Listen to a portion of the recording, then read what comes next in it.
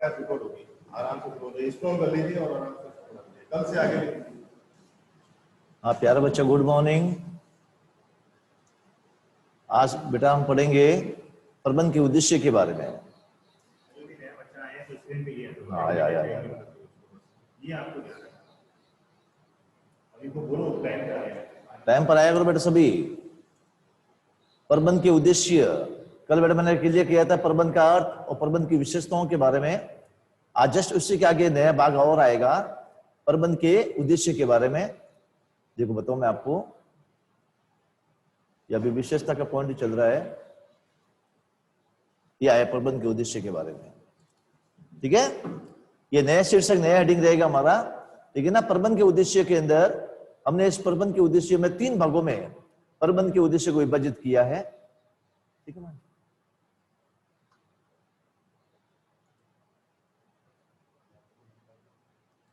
प्रबंध के उद्देश्यों को हमने 3 भागों में क्या किया, हमने एक तरह से विभाजित किया है। पहला जो उद्देश्य आएगा वो है संगठनात्मक उद्देश्य, दूसरा उद्देश्य चलेगा ठीक है ना सामाजिक उद्देश्य, और तीसरा उद्देश्य जो चलेगा बेटा वो है कर्मचारी संबंधी उद्देश्य। ठीक है ना। एक प्रबंधक जो प्रबंध करने वाला व्यक्ति होता है वो संस्था को लेकर चलाता है और संस्था में उत्पन्न होने वाले उद्देश्य को पूरा करने के लिए अपना पूरा का पूरा योगदान प्रदान करता है, और साथ में सभी कर्मचारियों को एक साथ लेकर के कार्य को पूरा करवाने के लिए अपने भरसक कोशिश करता है। एक प्रबंधक का क्या उद्देश्य बनता है, एक प्रबंध का संस्था के प्रति क्या उद्देश्य बनता है। जो फर्स्ट उद्देश्य जो हमारा आएगा वो संगठनात्मक उद्देश्य कहलाएगा। इस उद्देश्य के अंतर्गत देखो बेटा ध्यान रखना, जो महत्वपूर्ण बातें हैं ठीक है बेटा वो ध्यान से समझना अच्छी तरह से कि प्रबंध संगठन के उद्देश्य के निर्धारण और उनको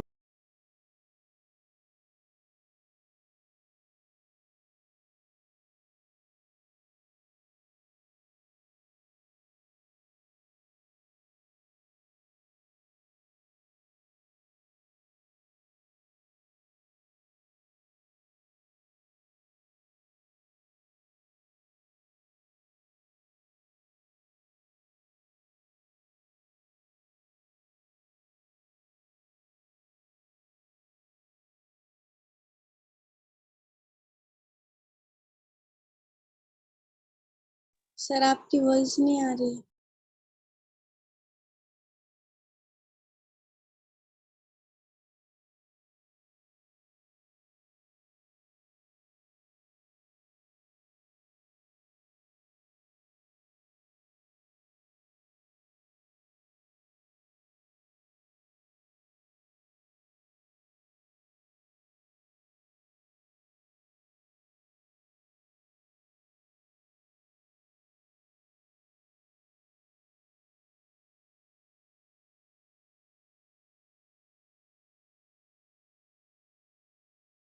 सर आपका माइक बंद है। सर माइक बंद है आपका।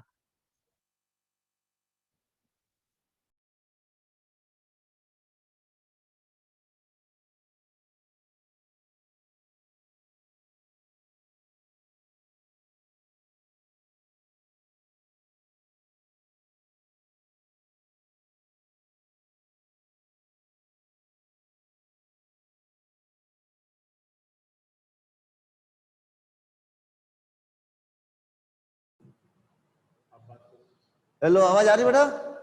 यस सर, आवाज आ रही है आपकी। Yes sir. मैं तो छड़ी नहीं सही। यस बेटा, पहला उद्देश्य जो था हमारा संगठनात्मक उद्देश्य, एक प्रबंधक का संस्था के प्रति उसका क्या उद्देश्य बनता है। अपने जो भी संस्था में काम करने वाले कर्मचारी लोग होते हैं, अंशधारी लोग होते हैं, ग्राहक होते हैं, और जो भी सरकार होती है, इनके हितों का क्या रखना, एक तरह से पूरा का पूरा ध्यान रखना। सबसे पहली बात बेटा, जहां पर संस्था में जो भी कर्मचारी होते हैं उनकी आवश्यकताओं को पूरा करना। ठीक है ना। और जो भी कर्मचारी संस्था में काम करने वाले होते हैं उसकी जो भी समय पर मांग होती है उस मांग को क्या करना, एक तरह से पूरा करना। इसके अलावा बेटा जो भी ग्राहक होते हैं हमारे संस्था के, उस ग्राहकों की उसकी आवश्यकता के अनुसार वस्तु का निर्माण करके उनको उपलब्ध कराना।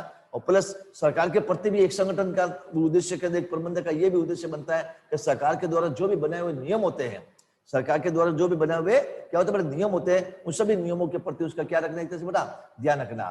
और इसके अलावा एक प्रबंधक का यह भी उद्देश्य बनता है कि संस्था में 2 तरह के साधन होते हैं बेटा, एक भौतिक साधन और दूसरा क्या है कि बेटा मानवीय साधन।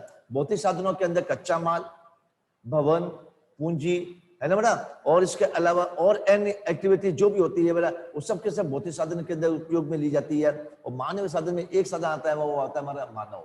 दोनों साधनों का सही ढंग से क्या करना है बेटा, अधिकतम उपयोग संभव कराना, तभी संस्थाओं को लाभ उपयोग हो पाएगा। ठीक है बेटा। अब देखो समझ में आ रहा है, देखो डिटेल समझ में आ रहा है कि प्रबंध संगठन के उद्देश्यों के निर्धारण, उनको पूरा करने के लिए क्या होता है, उत्तरदायी होता है। इससे सभी क्षेत्रों में अनेक प्रकार के उद्देश्यों को प्राप्त करना होता है और अपने सभी हितार्थियों, जिसमें अंशधारी, कर्मचारी, ग्राहक, सरकार आदि के हितों को मतलब क्या, आदि सब के प्रति क्या रखना चाहिए, ध्यान रखना होता है। किसी भी संगठन का मुख्य उद्देश्य मानव व भौतिक साधनों के अधिकतम संभव के लिए लाभ का उपयोग करने के लिए क्या बेटा, एक तरह से होना चाहिए। ठीक है ना। और देखो बेटा आगे कि लाभ के लिए उपयोग होना चाहिए, इसका तात्पर्य यह है कि व्यवसाय के आर्थिक उद्देश्य को पूरा करना, यह उद्देश्य है अपने आप को जीवित रखना। अगर संस्था को जीवित रखना है, लाभ अर्जित करना है और संस्था को बढ़ोतरी करना है, तो संगठन में उत्पन्न होने वाले हर समय उद्देश्यों को क्या करना पड़ेगा, एक तरह से बेटा पूरा करना पड़ेगा। अब इसका पहला पॉइंट चलेगा बेटा, संगठनात्मक उद्देश्य के अंदर जीवित रहना। किसी भी संस्था को जीवित रहने के लिए अपनी संस्था में उत्पन्न होने वाले क्या बेटा उद्देश्यों को क्या करना चाहिए, पूरा करना। लाभ अर्जित करने का मतलब यह क्या होगी बेटा कि प्रत्येक संस्था जब किसी भी उद्देश्य को पूरा करेगी, उस उद्देश्य को पूरा करने का मेन मकसद क्या है बेटा, उसका लाभ कमाना उसका मेन उद्देश्य माना जाता है। बढ़ोतरी का मतलब क्या, संस्था का आगे से आगे बढ़ाना, और आगे से आगे तभी बढ़ा पाएगी संस्था जब संस्था को पर्याप्त मात्रा में, उचित मात्रा में क्या हो पाएगा, एक बेटा लाभ हो पाएगा। ये तीन उद्देश्य, ये फर्स्ट उद्देश्य के अंदर भी बड़ा संगठनात्मक उद्देश्य में तीन भाग चलेंगे हमारे। एक तो जीवित रहना है ना बेटा, दूसरा पॉइंट चलेगा इसमें लाभ कमाना, और दूसरा पॉइंट, तीसरा पॉइंट क्या है, संस्था की बढ़ोतरी करना। अब दूसरा पॉइंट जो चलेगा ख, मेन उद्देश्य बेटा संगठन प्रबंध के उद्देश्य में सामाजिक उद्देश्य। सामाजिक उद्देश्य में यह बात बताओ कि बेटा समाज में रहने वाले व्यक्तियों के प्रति एक प्रबंधक का क्या उद्देश्य बनता है। एक बात यह है कि समाज में पाए जाने वाले जो भी क्या बेटा उद्देश्य है, उस उद्देश्य के अंतर्गत है ना समाज में अनेक व्यक्तियों को क्या देने के रोजगार प्रदान करना, उनके उत्पादन उनकी आवश्यकताओं के अनुसार निर्माण करना, ठीक है ना, उनके लिए समाज में रहने वाले उपभोग अपने व्यक्तियों के लिए रोजगार के रूप में और विद्यालय या किसी स्वास्थ्य सेवाएं की सुविधा क्या करनी चाहिए बेटा, प्रदान करना। अब इसमें लिखा बेटा कि समाज के लिए लाभों की रचना करनी चाहिए। संगठन का मतलब क्या होगा बेटा, संस्था चाहे व्यवसाय को चाहे गैर व्यवसाय समाज के अंग होने के कारण उसे कुछ सामाजिक दायित्वों को भी क्या करना पड़ता है, पूरा करना है। इसके अंतर्गत समाज के विभिन्न अंगों के लिए अनुकूल आर्थिक मूल्यों की रचना करना इसमें सम्मिलित है। उत्पादन के पर्यावरण भिन्न पद्धति को अपनाना, समाज के वांछित वर्गों के रोजगार के अवसर प्रदान करना, विद्यालय व स्वास्थ्य सुविधा जैसी सुविधाएं को प्रदान करना, यह है बेटा एक प्रबंध का समाज के प्रति उसका क्या उद्देश्य बनता है। तीसरा जो उद्देश्य चलेगा बेटा हमारा वो आता है कर्मचारी संबंधी उद्देश्य। संस्था में काम करने वाले जो भी कर्मचारी होते हैं उस कर्मचारी के प्रति क्या बनता है, उसका उद्देश्य बनता है। एक ही बात है बेटा, संस्था में जो भी कर्मचारी है जो जी जान लगा करके क्या करते हैं, उनके बड़ा काम करते हैं, उनकी आवश्यकताओं को क्या करने से बड़ा पूरा करना, समय समय पर वेतन में क्या करने से बड़ा बढ़ोतरी करना, उनकी जो भी मांग होती है, जो भी डिमांड होती है, उस डिमांड को क्या करने से बड़ा पूरा करना, ये है बेटा क्या बेटा कर्मचारी संबंधी उद्देश्य। संगठन उन लोगों से मिलकर बनता है जिनसे उनका व्यक्तित्व, पृष्ठभूमि, अनुभव वो उद्देश्य क्या होता है बेटा अलग अलग होते हैं। ये सभी अपनी विविध आवश्यकताओं की संतुष्टि हेतु संगठन का अंग मानते हैं। ये प्रतियोगी है ना वेतन व अन्य लाभ जैसी वित्तीय आवश्यकताओं को लेकर साथ ही द्वारा मान्यता, सामाजिक आवश्यकताओं, व्यक्तिगत बढ़ोतरी और विकास उच्च स्तरीय आवश्यकताओं के अलग अलग होती है। प्रबंध को अच्छा तालमेल बना करके अपने कर्मचारियों के साथ मिल करके हर समय संस्था में उत्पन्न होने वाले उद्देश्यों को है ना बड़ा पूरा करने का प्रयास करना चाहिए। यह है बेटा प्रबंध के उद्देश्यों को सामान्य तौर पर तीन भागों में विभाजित किया था। एक आएगा था उद्देश्य हमारा संगठनात्मक उद्देश्य, एक संगठन के प्रति उसका क्या उद्देश्य बनता है। दूसरा उद्देश्य था हमारा सामाजिक उद्देश्य, समाज में रहने वाले उपभोक्ताओं को, समाज में रहने वाले अन्य कैटेगरी के व्यक्तियों के प्रति उसका क्या उत्तरदायित्व बनता है। और तीसरा उद्देश्य जो था हमारा वो संस्था में काम करने वाले कर्मचारी के प्रति उसका क्या उद्देश्य बनता है।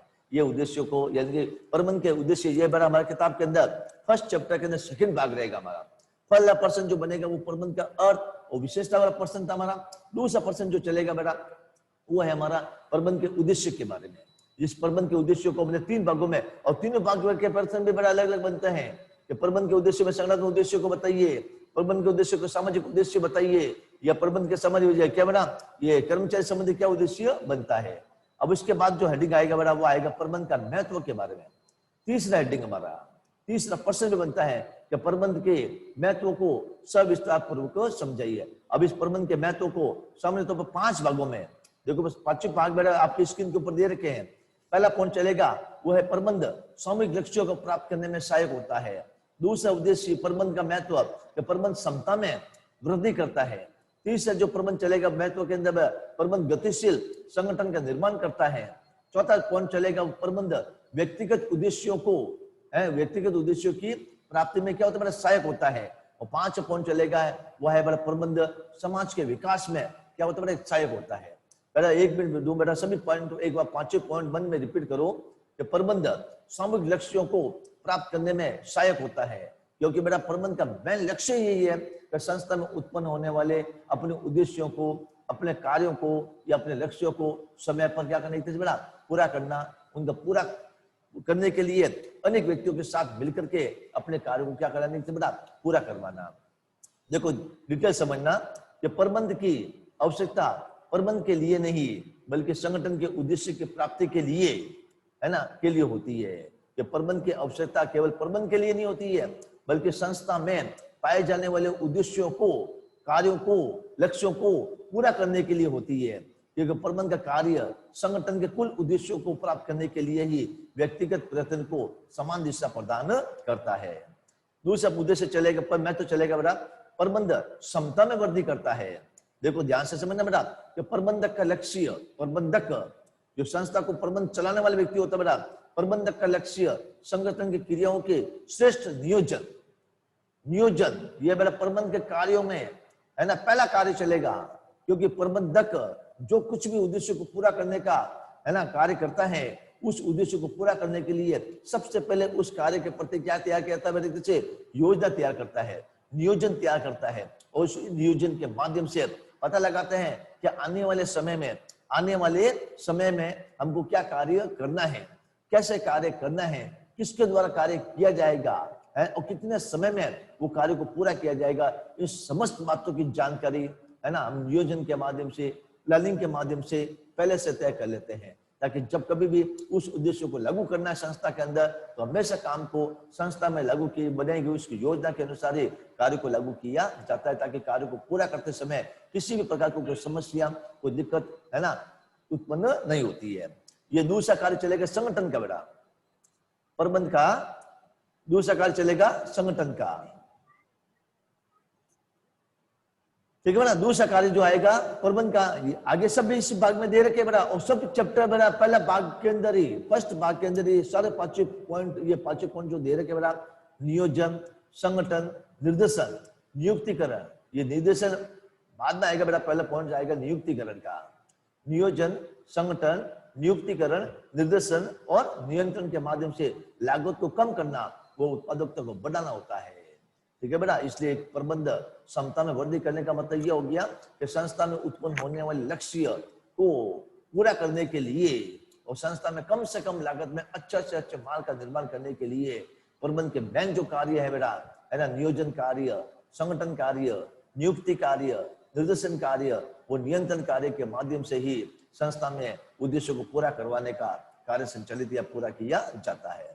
यस बेटा, पॉइंट नंबर 3 से चलेगा प्रबंध के महत्व के अंदर कि प्रबंध गतिशील संगठन का निर्माण करता है।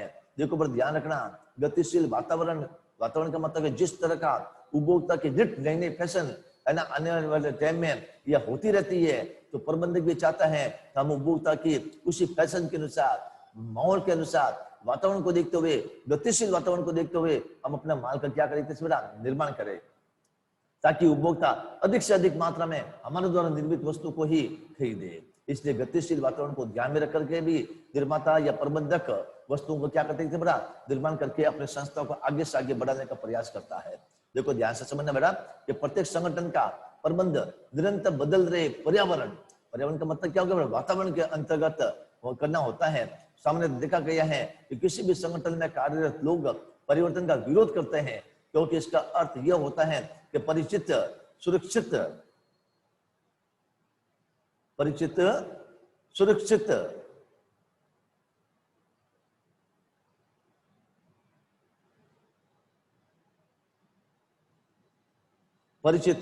सुरक्षित ठीक है बेटा पर्यावरण से नवीन व अधिक चुनौतीपूर्ण पर्यावरण की ओर जाना। प्रबंध लोगों को इन परिवर्तनों को अपनाने में सहायक होता है, जिससे कि संगठन अपनी प्रतियोगी श्रेष्ठता को बनाए रखने में भी क्या होता है बेटा, सफल होता है। बहुत से कर्मचारी नए नियम जो संस्था में लागू होता है वातावरण को देखते हुए वो अपनाने में संकोच करते हैं।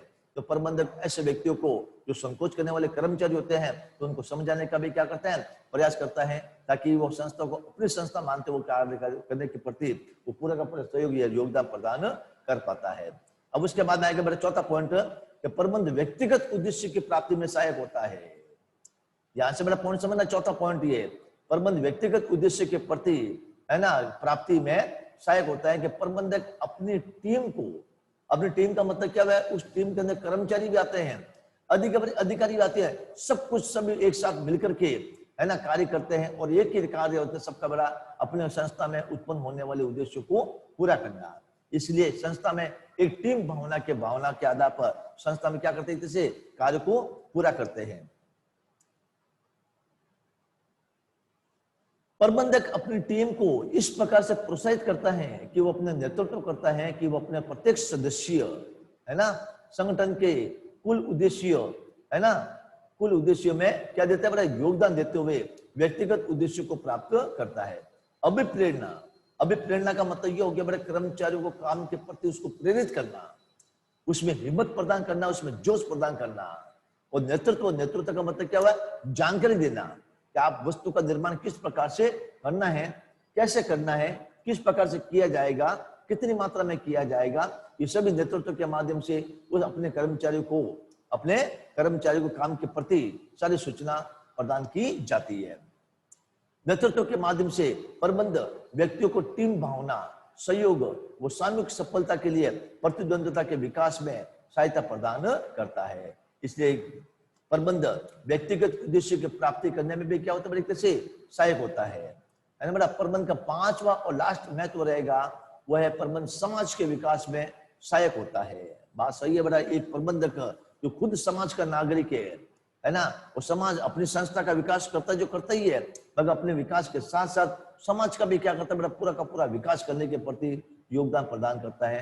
समाज में रहने वाले अनेक तरह के व्यक्तियों को क्या करता है, इनको बड़ा सेवाएं प्रदान करता है। उपभोक्ताओं को या समाज के व्यक्तियों को अनेक प्रकार के अच्छी गुणवत्ता वाले अच्छी क्वालिटी का माल का निर्माण करके उनको उपलब्ध कराने का भी क्या करता है बड़ा प्रयास करता है ना। नई तकनीकों को अपनाता है, बुद्धि और विकास रास्ते पर चलने में भी क्या होता है बड़ा सहायक होता है। अब इसको बड़ा समझना सभी पॉइंट ये कि संगठन बहुउद्देशीय होता है जो इसके विभिन्न घटकों के उद्देश्यों को पूरा करता है।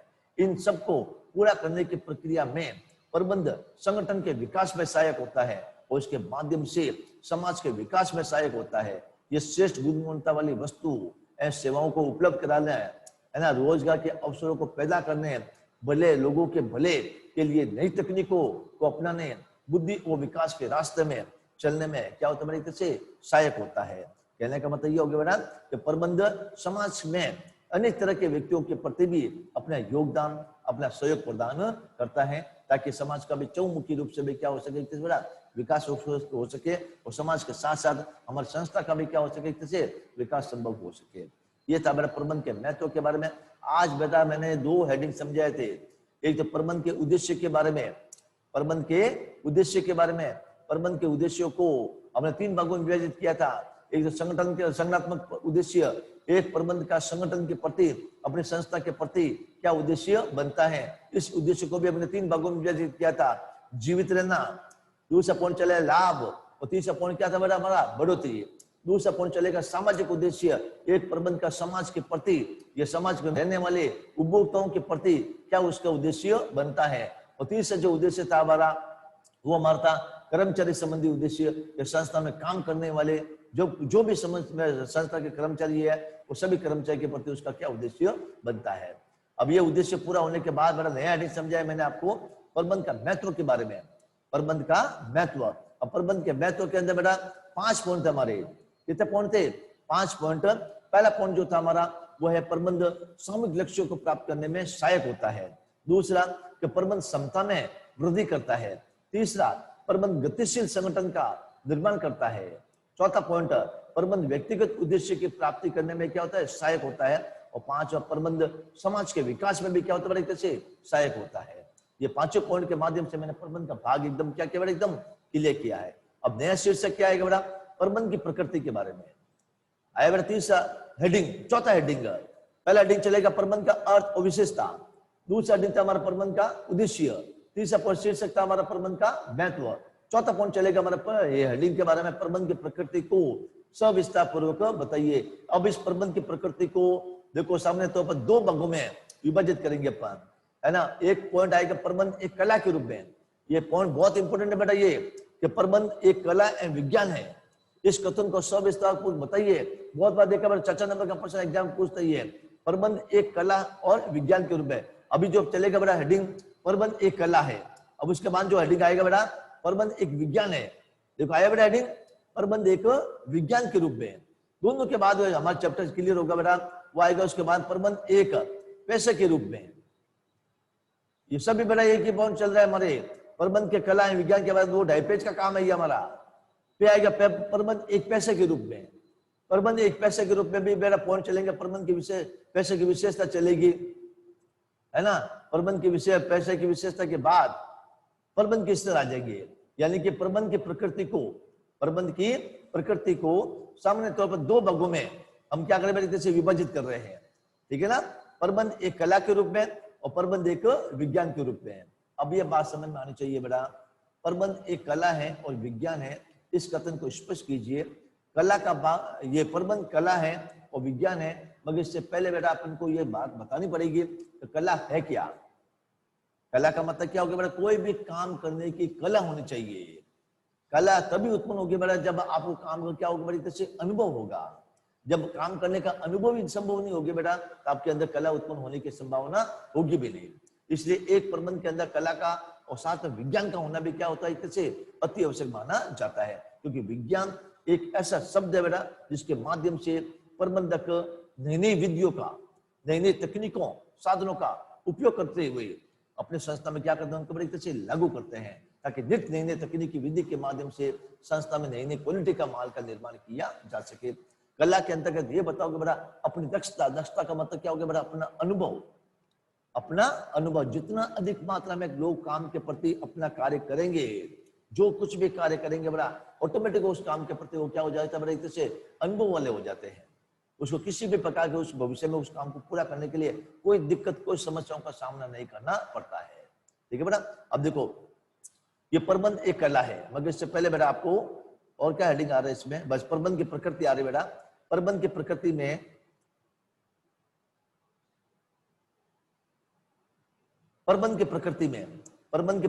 पहला पॉइंट जो चलेगा बेटा, 2 ही भाग इसमें 2 ही भाग चलेंगे। प्रबंध एक कला है विज्ञान के रूप में और प्रबंध एक पेशे के रूप में। जितना हो सके बेटा आज मैं कोशिश करता हूं आपको समझाने का। कला क्या है? कला किसी भी इच्छित परिणामों को प्राप्त करने की वर्तमान ज्ञान का व्यक्तिगत व दक्षतापूर्ण उपयोग है।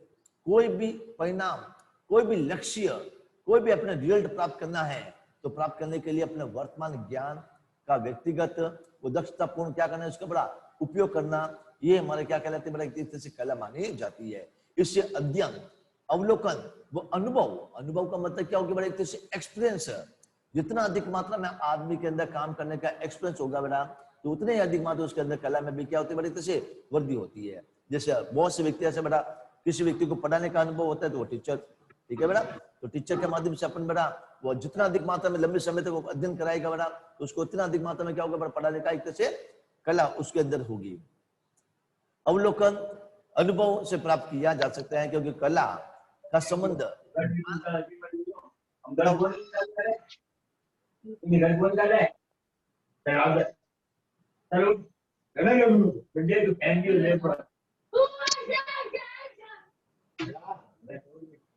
क्या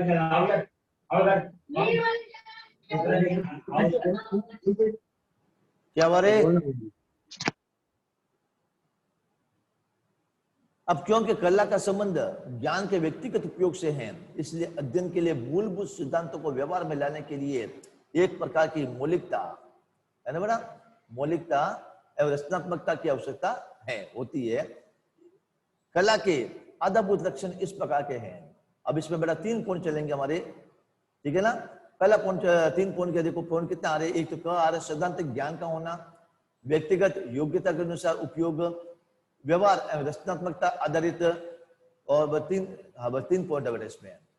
पहला पॉइंट जो चलेगा बेटा वो है सैद्धांतिक ज्ञान का होना। कला ये मान के चलती है कि कौन सैद्धांतिक, 20 मिनट कैसे हो रहा है।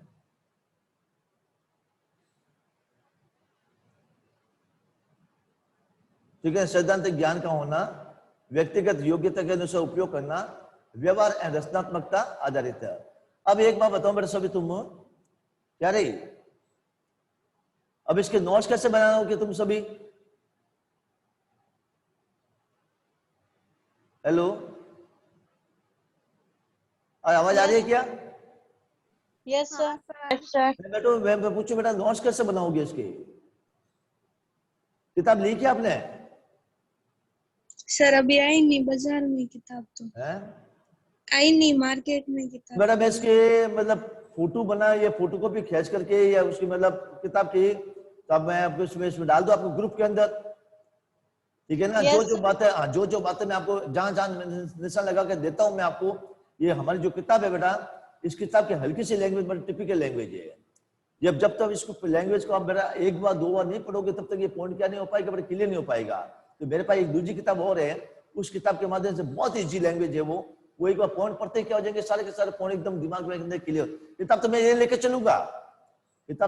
चलूंगा, मगर इसी पॉइंट को इजी लैंग्वेज में एक दूसरी किताब है, उसी दूसरी लैंग्वेज के मैं आपको बेटा क्या दूंगा, आपकी फोटो खींच करके नोट्स बना करके मैं आपको दे दूंगा, ग्रुप पे डाल दूंगा। आप देखा देखो बेटा, इसको क्या करते रहना, नोट्स बनाते रहना, ताकि पॉइंट बेटा एकदम क्या होते रहे आपके, क्लियर होते रहे। अब जैसे प्रबंध का अर्थ विशेषता वाला भाग क्लियर होगा, ठीक है ना, उसके मैं नोट्स की फोटो बनूंगा दे दूंगा मैं आपको। फिर दूसरा पॉइंट क्या चला, प्रबंध के उद्देश्य के बारे में। तीसरा पर्सन चला है प्रबंध के महत्व के बारे में। अब ये चौथा पर्सन चलेगा प्रबंध कला एवं विज्ञान के रूप में, प्रबंध कला एवं विज्ञान के रूप में। और उसके बाद जो हेडिंग चलेगा बेटा वो हमारा चलेगा कौन सा, प्रबंध एक पैसे के रूप में, प्रबंध एक पैसे के रूप में। अब एक बात सुनो बेटा, प्रबंध कला एवं विज्ञान, ये तो बात समझ में आ जानी चाहिए धीरे धीरे, क्योंकि प्रबंध कला का गुण भी होना चाहिए और विज्ञान का गुण भी होना चाहिए। कला के अंतर्गत अपने कर्मचारी को या कर्मचारियों से किस प्रकार से कार्य को पूरा करवाना, इसके अंदर कार्य पूरा करवाने की भी क्या होनी चाहिए बेटे, उस प्रबंधक के अंदर कला का गुण विद्यमान होना चाहिए। और प्रबंध एक विज्ञान के रूप में, विज्ञान एक ऐसे तकनीक है बेटा जिसके माध्यम से नई नई विधियों की, नई नई वस्तुओं की क्या की जाती है बेटा, खोज की जाती है। क्योंकि विज्ञान का कार्य करने वाले व्यक्ति हमेशा वैज्ञानिक कहलाता है, और वैज्ञानिक का प्रमुख कार्य यही रहता है बेटा, नई नई तकनीकी साधनों का क्या लगाना बेटा, पता लगाना, नई नई विधियों का पता लगाना, ताकि उन्हीं विधियों के माध्यम से, उन्हीं तकनीकी साधनों के माध्यम से प्रबंधक अपने संस्था में उन साधनों को, उन विधियों को, उस नई नई ऑटोमेटिक मशीनों को लागू करके निट नई नई क्वालिटी का माल का निर्माण करने का प्रयास करता है। इसलिए एक प्रबंधक के अंतर्गत प्रबंध करने वाले जो व्यक्ति है बड़ा प्रबंधक, एक प्रबंधक के अंदर कला का भी गुण भी और प्लस विज्ञान का गुण, दोनों का गुण होना समावेश होता है। अब इसके बाद सबसे भी इसके 3 विशेषता आएगी बेटा, कि प्रबंध कला है, कला का अर्थ आएगा और उसकी विशेषता है। ये प्रबंध एक विज्ञान है, विज्ञान का अर्थ लिखना है, अर्थ के बाद विज्ञान की क्या आ जाएगी बेटा, से कुछ विशेषता आ जाएगी। 2-3 विशेषता कला के बारे में रहेगी, 2-3 विशेषता किसकी रहेगी बेटा, हमारी विज्ञान की रहेगी। और ये भी पॉइंट क्या हो जाएगा एकदम बेटा क्लियर हो जाएगा। उसके बाद चलेगा बेटा प्रबंध एक पैसे के रूप में। मेरे इसको मैं कल समझाऊंगा मैं आपको विस्तार से। अब देखो बेटा अलग अलग है ना, देखो आएगा और भाग मानव शास्त्र के बारे में, अर्थशास्त्र के बारे में, दर्शन शास्त्र के बारे में, राजनीतिक शास्त्र के बारे में, मनोविज्ञान शास्त्र के बारे में, समाज शास्त्र के बारे में, ये सभी एक अलग पैराग्राफ दे रखा है। अब ये सभी पॉइंट बेटा किसके बारे में थे, कला एवं विज्ञान के बारे में। 3 विशेषता कला की, 3 विशेषता किसकी रहेगी बेटा, हमारी विज्ञान की मानेंगे अपन। उसके बाद संक्षिप्त सारांश बता दूंगा मैं आपको कि प्रबंध के अंतर्गत कला का गुण और विज्ञान का गुण, दोनों गुण विद्यमान होना आवश्यक है। अब उसके बाद चलेगा बेटा प्रबंध एक पैसे के रूप में। हाँ, ये बात सही है बेटा, ठीक है ना। ये पैसे है क्या? ये पैसे व्यक्ति वो व्यक्ति होते हैं जो केवल अपनी बुद्धि का प्रयोग करते हुए, क्या करते हैं बेटा, एक से कार्य को संचालित करते हैं। और पेशेवर व्यक्ति वो व्यक्ति है जिसमें डॉक्टर क्या करता है बेटा, अपनी बुद्धि का प्रयोग करते हुए मरीजों को क्या करता है, एक से बेटा इलाज करता है। अध्यापक बुद्धि का प्रयोग करते हुए बच्चों को पढ़ाता है। वकील भी क्या करता है बेटा, बुद्धि का प्रयोग करते हुए अपने क्लाइंट से, है ना बेटा, क्या लेता है, एक से फीस वसूल करता है। इंजीनियर, चार्टर्ड अकाउंटेंट, ये ऐसे व्यक्ति है जिसको अपन बेटा, है ना, पेशेवर व्यक्ति की कैटेगरी में उसको मैंने क्या किया बेटा, शामिल किया है। ये बड़ा पढ़े लिखे व्यक्ति होते हैं और पढ़े लिखे व्यक्ति होने के बाद अपनी बुद्धि का प्रयोग करते हुए, बुद्धिमत्ता का प्रयोग करते हुए संस्था को अपनी सेवाएं प्रदान करते हैं और सेवाओं के बदले में व्यक्तियों से क्या लेते हैं बेटा, एक से फीस वसूल करते हैं। तो ठीक उसी प्रकार एक प्रबंधक के अंदर देखिए बेटा, प्रबंध एक पैसे के रूप में प्रबंधक काम करना। प्रबंधक बेटा संस्था का मालिक नहीं है, वो संस्था का एक मैनेजर के रूप में पद प्रदान किया जाता है। ये प्रबंधक के ऊपर स्वयं एक संस्था का सर्वोच्च व्यक्ति है, वो संस्था का सर्वोच्च व्यक्ति कहलाता है संस्था का मालिक। वो संस्था का मालिक अपने पूरी की पूरी भागदौड़ किसको सौंपता है, कैसे प्रबंधक को सौंपता है, मैनेजर साहब को सौंपता है। वो मैनेजर साहब पूरी संस्था को लेकर के कार्य को पूरा करवाने का अपना योगदान संस्था के प्रति सहयोग प्रदान करता है और उसके बदले में उसको क्या मिलती है, कैसे सैलरी के रूप में, वेतन के रूप में राशि प्राप्त की जाती है। तो पैसे के रूप में ये बेटा वो प्रबंधक आज के युग में एक प्रकार से पेशेवर की कैटेगरी में शामिल किया गया है। उस प्रबंधक को बनने के लिए हमको एमबीए का, कौन सा कोर्स बेटा, एमबीए का कोर्स संचालित करना, हमको पढ़ना पड़ता है। जो व्यक्ति एमबीए का कोर्स करता है बेटा, 100% मान के चलना उसको प्रबंध के पैसे के रूप में, उसको उपाधि प्रदान कर दी जाती है। ठीक है। अब इसमें बेटा देखो प्रबंध पैसे के रूप में भी इसमें विशेषता आएगी। एक आएगा पहला पॉइंट, इसमें चलेगा 1 2 3, ठीक है ना, 4 5 विशेषता आएगी प्रबंध के पैसे के रूप में। हमको विभाजित करने के लिए उसका पहले पद आप बताओ बेटा, प्रबंध का पैसे के रूप में अर्थ बताना पड़ेगा। उसके बाद उसकी क्या बताओगे, इसकी विशेषता बतानी है आपको, है ना। पहला पॉइंट आएगा भली भांति परिभाषित ज्ञान का, है ना, समूह, अवरोधित परिवेश, पैसागत परिषद।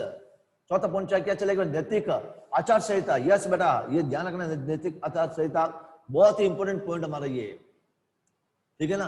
प्रत्येक संस्था, है ना, जब कभी भी जैसे चार्टर्ड अकाउंटेंट बनना है तो हमको इसकी संस्था के पास जाकर के हमको डिग्री लेनी पड़ती है। बीएड करना है तो हमको संस्था से जाकर के बीएड की डिग्री लेनी पड़ती है। तो हर संस्था के द्वारा, अलग अलग संस्थाओं के द्वारा अलग अलग व्यक्तियों को अलग अलग कोर्स करा करके क्या देती है, उनको बड़ा डिग्रियां प्रदान करती है। और बाकायदा पेशेवर व्यक्ति इस संस्था के द्वारा बनाए हुए नियम आचार संहिता के अंतर्गत क्या करना पड़ता है, बड़ा कार्य संचालित करना पड़ता है। अगर कोई व्यक्ति, पेशेवर व्यक्ति आचार संहिता के नियमों का पालन नहीं करता है, नियमों की अवहेलना करता है, तो उसकी वापस डिग्री बेटा कोर्स भी ली जाती है या वापस उसको कैंसिल भी की जा सकती है। इसलिए प्रत्येक